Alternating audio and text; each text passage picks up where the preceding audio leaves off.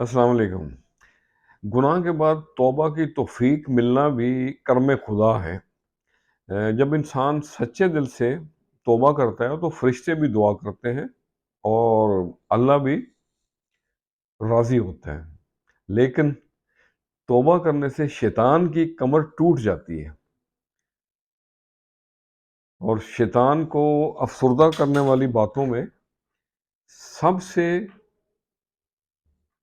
बड़ी बात वो है सच्चे दिल से तौबा करना। अब शैतान क्या करता है? वो लोगों को बिद्दत की तरफ माइल करना शुरू कर देता है। बिद्दत क्या है? ये अल्लाह के मुकर्रर करदा तरीके के खिलाफ एक किस्म की बगावत है, उसमें कमी बेशी करना है।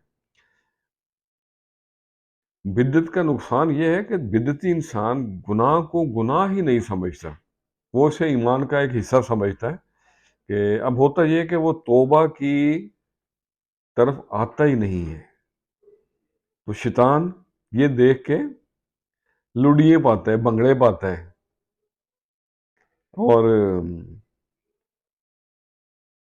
उसके लिए खसारा ही खसारा है उस इंसान के लिए। ऐसे शख्स से अल्लाह मियाँ तौबा की तौफीक छीन लेता है। अल्लाह हम सबको इन खराबात से महफूज रखे और सराते मुस्तकीम पे चलने की तौफीक दे।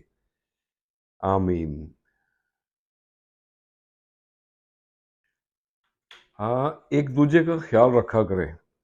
अपने पुराने लंगोटिए आपके साथ दुख दर्द के साथी होते हैं और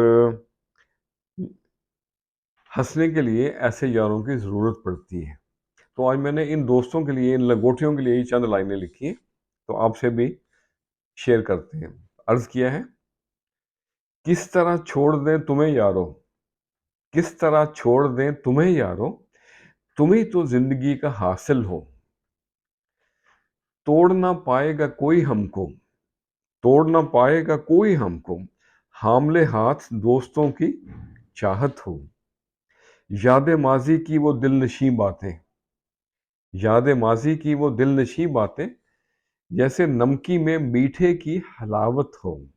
किस तरह छोड़ दें तुम्हें यारो।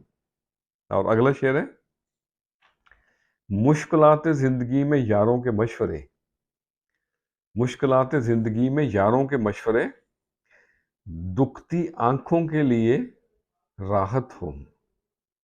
सब अहम है कारखानाए कुदरत में, सब अहम है कारखानाए कुदरत में, सच्ची लगन और लब पे चाहत हो।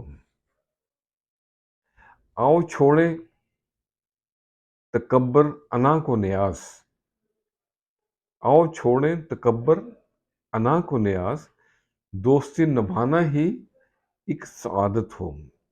किस तरह छोड़ दें तुम्हें यारो, तुम ही तो जिंदगी का हासिल हो।